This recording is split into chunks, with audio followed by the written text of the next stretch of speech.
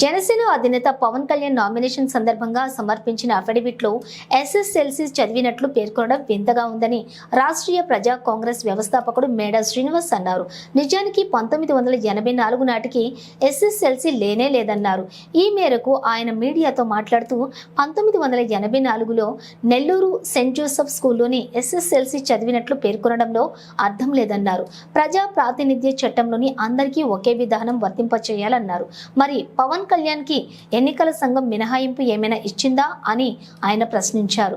పవన్ అంటే తమకు ద్వేషం లేదని, కేవలం తప్పుని ప్రశ్నిస్తున్నామని మేడా శ్రీనివాస్ స్పష్టం చేశారు. ప్రశ్నించే గొంతుక తమదని, పోరాట పంతా తమ విధానమని ఆయన చెప్పారు. ఎస్ఎస్ఎల్సీ లేనప్పుడు ఎందుకు ప్రస్తావించారో వివరణ ఇవ్వాలన్నారు. పవన్ కళ్యాణ్ గారి మీద కాదు, వ్యవస్థలో జరుగుతున్నటువంటి కొన్ని తప్పుల మీద. ఇప్పుడు పవన్ కళ్యాణ్ గారు 1984లో నెల్లూరు సెయింట్ జోసెఫ్ స్కూల్లో ఆయన ఎస్ఎస్ఎల్సి చదివానని చెప్పి అఫిడవిట్ దాఖలు చేశారు. అంటే చిన్న చిన్న కారణాలకి చాలామంది అభ్యుదయ భావాలతో సామాజిక సేవ చేయాలనే దృక్పథంతో వాళ్ళు ఎంతోమంది బయటకు వచ్చి ఇండిపెండెంట్గాను అలాగే చిన్న చిన్న రాజకీయ పార్టీల ద్వారాను పోటీ చేస్తున్నారు. చిన్న చిన్న కారణాలతో వాళ్ళ అప్లికేషన్స్ని రిజెక్ట్ చేస్తున్నటువంటి ప్రస్తుత పరిస్థితుల్లో పవన్ కళ్యాణ్ గారికి ఎందుకు ప్రత్యేకమైనటువంటి ఒక ఎగ్జంప్షన్ ఎన్నికల సంఘం నుంచి దక్కుతుంది అనేది మా ప్రశ్న. ఎందుకంటే ఈరోజు ఎన్నికల సంఘం అన్న అలాగే న్యాయస్థానం అన్న ప్రజలకు ఒక విశ్వాసం ఉంది. ప్రస్తుతం ఎన్నికల సంఘం మీద విశ్వాసం కోల్పోయేటటువంటి పరిస్థితులు వస్తున్నాయి. అందుకని మా పోరాటం ఒకటే, సిస్టమ్ మీద.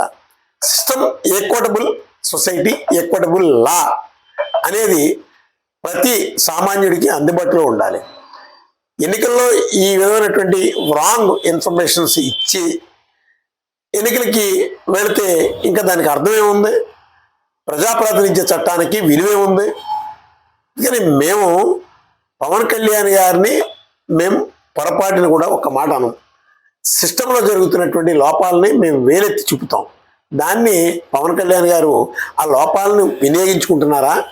లేదు, నాది ఏ లోపం లేదు, నేను చేసినటువంటి పని రైట్ అని చెప్పి ఎన్నికల సంఘానికి రిప్లై ఇమ్మనండి.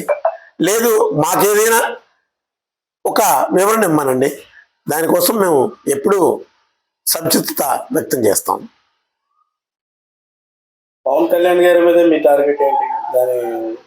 ఇప్పుడు పవన్ కళ్యాణ్ గారి మీదే మా టార్గెట్ అనే పదం తప్పు. నిజంగా పవన్ కళ్యాణ్ గారి మీదే మేము టార్గెట్ అనుకుంటే ఇప్పుడు రాష్ట్రీయ ప్రజా కాంగ్రెస్ పార్టీ తెలంగాణ, ఆంధ్రప్రదేశ్లో పార్లమెంట్ స్థానాలకి, అసెంబ్లీ స్థానాలకి పోటీ చేస్తుంది. మా వాళ్ళు ఇప్పటికే పోటీ చేశారు, నామినేషన్స్ వేశారు అవకాశం ఉన్న దగ్గర. ఇప్పుడు తూర్పుగోదావరి జిల్లాలో రాష్ట్రీయ ప్రజా కాంగ్రెస్ పార్టీ కార్యాలయం ఉంది. అందులో మాకు కాకినాడ, పిఠాపురంలో మంచి క్యాడర్ ఉన్నటువంటి ప్లేసు. నిజంగా పవన్ కళ్యాణ్ గారి మీద మా టార్గెట్ అనుకుంటే పిఠాపురంలో మేము పోటీ చేయమా? అలాగే కాకినాడ పార్లమెంట్ స్థానానికి పోటీ చేయమా? కాకినాడ పార్లమెంట్ స్థానానికి పోటీ చేస్తే రాష్ట్రీయ ప్రజా కాంగ్రెస్ పార్టీకి గ్లాస్ గుర్తు వస్తుంది. అతన్ని ఇబ్బంది పెట్టాలంటే మాకు వ్యక్తిగత ద్వేషాలు ఏమి ఉండవు. విధానాల మీద, విధి విధానాల మీద ఎవరు తప్పు చేసినా ఖచ్చితంగా ప్రశ్నించడమే రాష్ట్రీయ ప్రజా కాంగ్రెస్ పార్టీ లక్ష్యం. ప్రశ్నించే గొంతు రాష్ట్రీయ ప్రజా కాంగ్రెస్ది, పోరాడే లక్ష్యం రాష్ట్రీయ ప్రజా కాంగ్రెస్ పార్టీది. ఇది పవన్ కళ్యాణ్ గారు కూడా సహృదయంతో అర్థం చేసుకొని లోపాన్ని సరి చేసుకోమని నిన్న చెప్పాం. మేము లోపాన్ని సరి చేసుకోండి, అంతేగాని మీ మీద మేము వ్యక్తిగత ద్వేషాలు ఎందుకుంటే మేము వ్యక్తిగత ద్వేషాలు ఉంటే పిఠాపురంలో మేము పోటీ చేయమా? కాకినాడ పార్లమెంట్ స్థానానికి మేము పోటీ చేస్తే మోస్ట్లీ ఫస్ట్ ప్రిఫరెన్స్ ఖచ్చితంగా గాజు గ్లాస్ గుర్తు మాకు వస్తుంది. పవన్ కళ్యాణ్ గారిని ఇబ్బంది పెట్టాలన్న ఆలోచన మాకెందుకు ఉంటుంది? ప్రజాస్వామ్యంలో ఒక రాజకీయ పోరాటం ఎవరైనా చేయొచ్చు. అందులో మీ పోరాటాన్ని మీరు చేస్తున్నారు, మా పోరాటాన్ని సుమారు 27 సంవత్సరాలుగా మేము చేస్తున్నాం. ఇక్కడ తప్పు జరుగుతుందని మేము ప్రశ్నిస్తాం తప్ప మేము అంతేగాని వేరే ఆలోచన కాదు. ఆ తప్పుని సరి చేసుకోండి. సరి చేసుకోకపోతే ఖచ్చితంగా మేము ఎలక్షన్ కమిషన్ మీద మరలా మేము లీగల్గా అడుగుతాం ఖచ్చితంగా. ఎందుకంటే మేము న్యాయాన్ని, చట్టాన్ని నమ్ముకుని ముందుకు వెళుతున్నటువంటి పార్టీ రాష్ట్రీయ ప్రజా కాంగ్రెస్ పార్టీ. ప్రజలకి సమానత్వం కావాలి. హ్యూమన్ రైట్స్ కానీ ఏది వైలేట్ అవుతున్నా రాష్ట్రీయ ప్రజా కాంగ్రెస్ పార్టీ స్పందిస్తుంది. డబ్బు విచ్చలవిడిగా పెడుతున్నారు అధికార పార్టీ కానీ ప్రతిపక్ష పార్టీ. ఓటర్లను బలోపేతం చేయడానికి డబ్బుతోనే కొనే విషయంలో ఉన్నారు. అవునండి, ఇప్పుడు ప్రధాన రాజకీయ పార్టీలు చేసేటటువంటిది ఇప్పుడంతా కూడా వ్యాపారం చేస్తున్నాయి. దానికి ఎన్నికల సంఘం మౌనం వహిస్తుంది. ఎన్నికల సంఘం ఏం చేయాలి? చాలా స్ట్రిక్ట్లీ ఇన్స్ట్రక్షన్స్ ఉన్నాయి. ఆ ఇన్స్ట్రక్షన్స్ బలహీనుడి మీదే అప్లై అవుతున్నాయి తప్ప బలవంతుల మీద అప్లై అవ్వడం లేదు. ఇది లోపం తెలుగుదేశం పార్టీ కావచ్చు, వైఎస్ఆర్ కాంగ్రెస్ పార్టీ కావచ్చు, జనసేన పార్టీ కావచ్చు, భారతీయ జనతా పార్టీ, కాంగ్రెస్ పార్టీలు, ఇలాంటి కార్పొరేట్ పార్టీలు అన్నీ కూడా ఈరోజు ఎన్నికల సంఘాన్ని కనీసం వాళ్ళ ఇన్స్ట్రక్షన్స్ని ఫాలో అవ్వవు. ఎందుకు ఫాలో అవ్వంటే ఎన్నికల సంఘం కూడా అదే విధంగా ఉంది. ఒకవేళ ఎన్నికల సంఘం ఏదైనా చర్యలు చేపడితే పుణ్యకాలం అంతా కూడా అయిపోతుంది. కాలయాపన ఈ 5 ఏళ్ళు పూర్తయిన తర్వాత ఒక తీర్పు వస్తుంది. అనేక సందర్భాల్లో మనం చూసాం.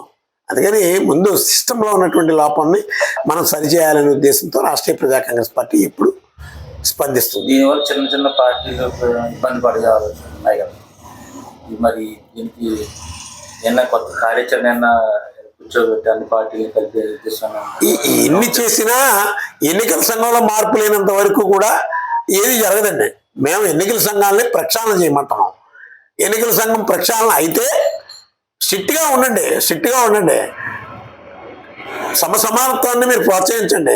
ఎన్నికల విధానాలు పొల్యూట్ అయిపోతున్నాయి. మీ సాక్షిగా మీరు దాన్ని కంప్లీట్ చేయండి. గాడి తప్పకుండా ముందుకు నడిపించండి. మా లక్ష్యం అదే.